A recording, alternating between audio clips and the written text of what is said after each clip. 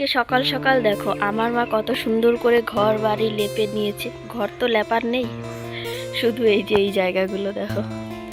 এতদিন থেকে এত বৃষ্টির কারণে একটুও লেপতে পারে না। আর এইদিকে হচ্ছে আমাদের আলট্রা ট্যালেন্টেড আমার বাবার মাথা, বস্তা ফেলে দিয়ে বস্তার উপরে এইভাবে লঙ্কা গাছ লাগিয়েছে দেখো। সকাল সকাল ক্ষতি, এই একটা ফুল ভেঙে পড়ে গেছে।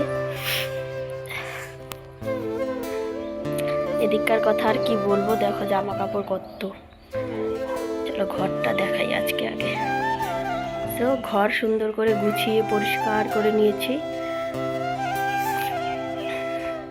আমি অনেকক্ষণ থেকেই ঘরটা গোছাচ্ছি, কিন্তু কোনো রকম ভিডিও তোমাদের সঙ্গে শেয়ার করিনি। এই যে শুধুমাত্র একটা ক্লিপ নিলাম।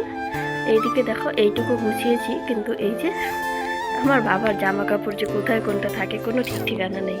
এটাও হয়ে গেছে।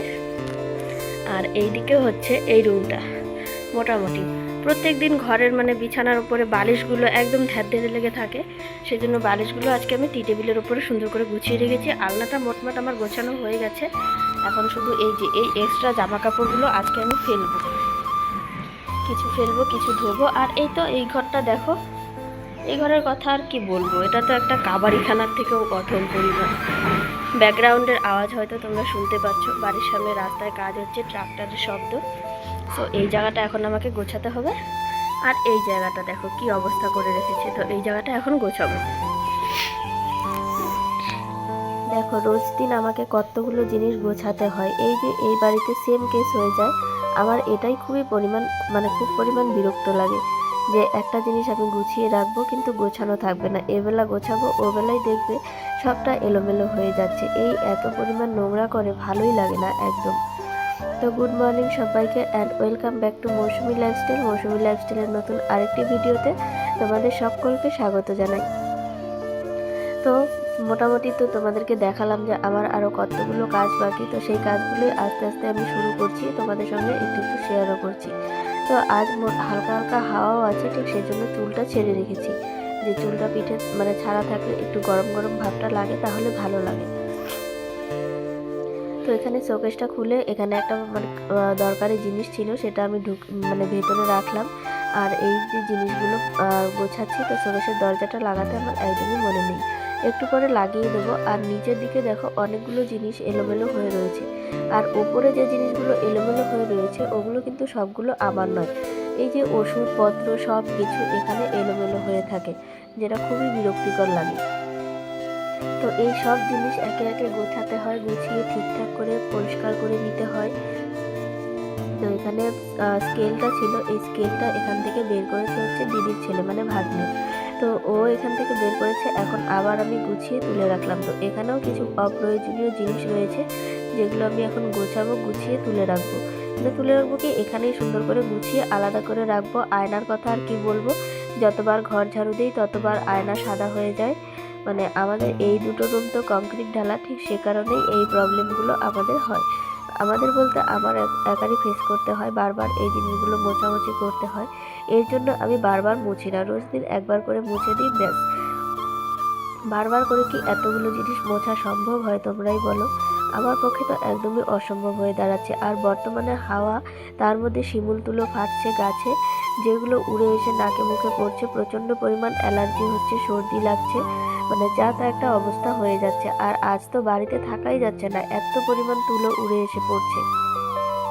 তো সেই কথা বলতে বলতে দেখো আমাদের শোকেস মোছাও হয়ে গেছে। আর শোকেসে যে আয়নাটা রয়েছে সেটা হচ্ছে আমার দিদি আর আমার ভাগ্নের তখন মোটামুটি 6 মাস মতো বয়স ছিল, তখনকার ছবি দেখো। আর আমার দিদি কতটা পাতলা ছিল তোমরাই দেখো। তো ওই ঘরটা তো আমার গোছানো হয়ে গেল। তারপর আসলাম এই ঘরটা একটুখানি গোছাতে। একটু বলতে এই জায়গায় জিনিসগুলো অনেক পরিমাণ এলোমেলো হয়ে রয়েছে। এখানে কিছু জিনিস এক জায়গায় করে তারপর টি টেবিলটা এইদিকে চাপিয়ে দেবো, তাহলে সুন্দর হবে, জায়গাটা বের হবে। এখানে অনেকগুলো জিনিস অনেক এলোমেলোভাবে রেখেছে মা, যেগুলো আমি হাত দিইনি, গোছাইনি। তো এইটা হচ্ছে কালো ফিনাইল, এইটাকে এখানে রাখবো না, কারণ এইটা যদি এখানে কোনোভাবে ফেটে যায় তাহলে ঘরে বাইরে থাকাই যাবে না। তো এটাকে নিয়ে আমি বাইরে রেখে এলাম, এটা গোয়াল ঘরে রাখবো, মাটির ঘরে থাকলে পড়লেও মিশে যাবে, এতটা গন্ধ বের হবে না। আর এখানে পড়লে তো মিশবে না, পরিষ্কার করতে করতে অনেক সময় লাগবে, তার উপরে আরও একদম যাতা অবস্থা হয়ে যাবে। তো এখন হচ্ছে আসার কথা রয়েছে আমার দিদি আজ বা কাল। তো ও ট্রেন পাচ্ছে না দেখে আসতে পারছে না। আর এদিকে ভাগ্নে তো দিদি নেই বলে মানে সাপের 5 পা দেখেছে, এত পরিমাণ অত্যাচার করছে।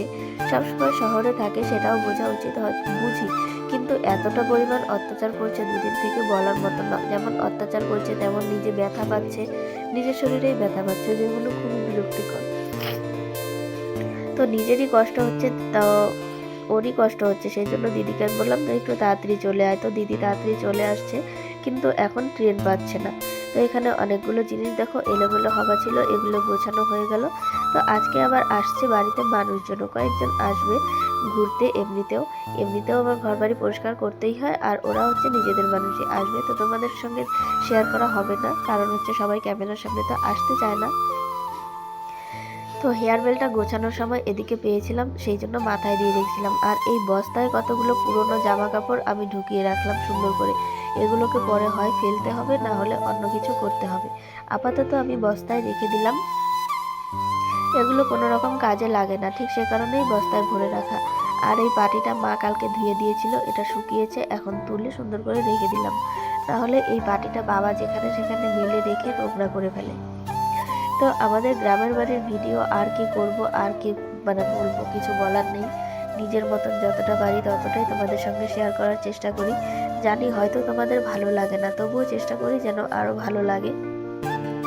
তো এখানে এভাবে এলোমেলো হয়ে অনেকগুলো জিনিস ছিল, সেগুলো সুন্দর করে গুছিয়ে পরিষ্কার করছি। এইগুলো পরিষ্কার করতে তো অনেক সময় লাগে, যারা গ্রামের বাড়িতে থাকো তারা জানো।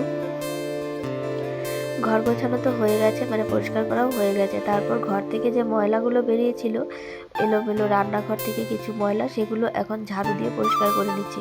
এই জায়গাটা পরিষ্কার করার আরেকটা কারণ হচ্ছে, মানে এখনই দুপুরবেলা ঝাড় দেওয়ার কারণ হচ্ছে চড়কের পাট আসছে, যেটা তোমাদেরকে দেখাবো আমি। চড়কের পাটটা মানে এখন 5-10 মিনিটের মধ্যে চলে আসবে আমাদের বাড়িতে।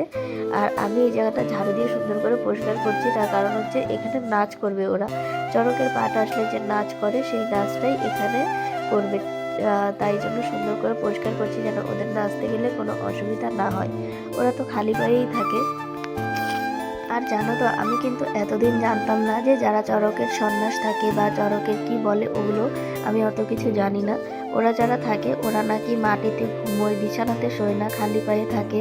মানে যেখানে পুজো হয়, মানে চড়ক পুজো হয়, সেখানেই নাকি ওরা থাকে ক্যাম্প করে। মানে আমি এতদিন এটা জানতাম না, আমি আজকেই এটা জানতে পারলাম। তো জানতে যখন পারলাম তোমাদের সঙ্গেও শেয়ার করলাম। জানি না তোমরা কারা কারা জানো। তবে একজন দাদাভাই আমাকে জিজ্ঞেস করেছেন আমাদের এখানেও চড়ক পুজো হয় কি না। হ্যাঁ দাদাভাই, আমাদের এখানে চড়ক পুজো হয়, প্রতি বছর হয়। আমি যেটা ছোট্টবেলা থেকেই দেখছি। কিন্তু আমি একবারই চড়ক মেলাতে গিয়েছি, যেটা যে মেলাতে যাবার পর আমার আর চড়ক মেলাতে যাবার ইচ্ছে নেই। কারণ ওরা যে পিঠের মধ্যে লাগে এমনভাবে ঘোরে, যেটা দেখলে আমার প্রচণ্ড পরিমাণে ভয় লাগে। সে কারণে আমার একদমই যেতে ইচ্ছে করে না। তো এই উঠোনটা ঝাড় দিয়ে, সকালবেলা আমাদের খাওয়া দাওয়া হয়নি, 12টা-1টার মতন বাজে। এখন আমি বসেছি ভাত খেতে। তো কচুরলতি আর কাঁঠালের তরকারি দিয়ে খেতে বসলাম। চড়কের পাট আসার আগে ফটাফট করে একটুখানি খেয়ে নিই। তো কচুরলতিটা তো অসাধারণ হয়েছে। তারপর দেখি একটুখানি কাঁঠালের তরকারি খেয়ে কীরকম হয়েছে।